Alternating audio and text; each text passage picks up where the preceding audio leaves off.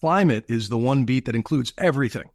Everything in our lives depends on a livable planet. We think about it like a list when pollsters come around election. How important is the climate to you? Climate is the whole restaurant. Every menu item, foreign policy, healthcare, justice, social justice, food, shelter, transportation is tied to a livable ecosystem. And we just happen to be born in this Goldilocks moment on the one planet that supports life as we know it.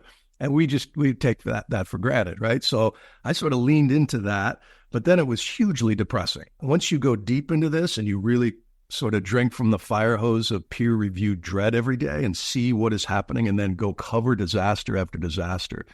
This is a topic that can be really polarizing. There is a way to bring us all together. Absolutely. That's sort of a sweeping theme that I have is truly what makes us special as human beings. It's not our opposable thumbs. Chimpanzees have those. It's not our ability to work together in groups because orcas and ants, and wolves do that, but they've yet to land a rover on Mars or build a stock market and repeatedly crash it. The thing that makes us special is stories. And so everything in our lives, currencies, flags, borders, religions, all of these are just the stories we've agreed upon, and they're always under revision, right? And so the story, for example, there's a story that you should spend 3 months' salary on a diamond for the person you love because they're this rare thing. No, there are quadrillions of tons of diamonds. There was just a new deposit found. There are diamonds rain on other planets.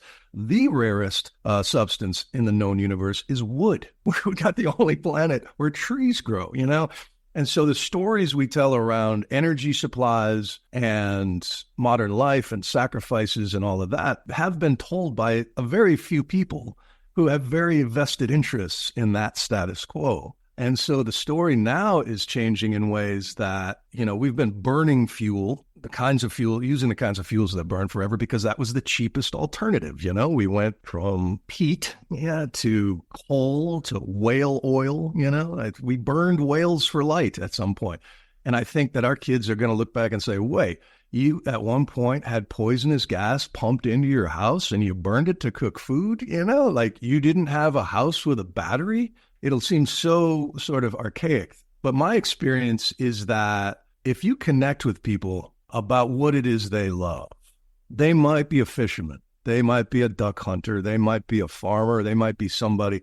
And if you can just connect with them on the changes they're seeing and not tie it to the politically loaded words that get used in campaign ads and just by saying the word climate change, that has been so loaded, and just connect with people over, I don't hear as many meadowlarks as I did when I was growing up, and take it from their level outward and break down those barriers by usually just starting with, what's your story? But what gives me hope is there was a study out of Yale in 2022. If you had asked the average American, give me the percentage you think of your fellow countrymen and women who care about climate change and action, most people of both parties would guess between 33 and like 42%. In actuality, it is between 66 and 80%. You are surrounded by allies in this space that you don't even know you have, because nobody wants to talk about climate change at the potluck. No one wants to, whiz in the punch bowl, at a party.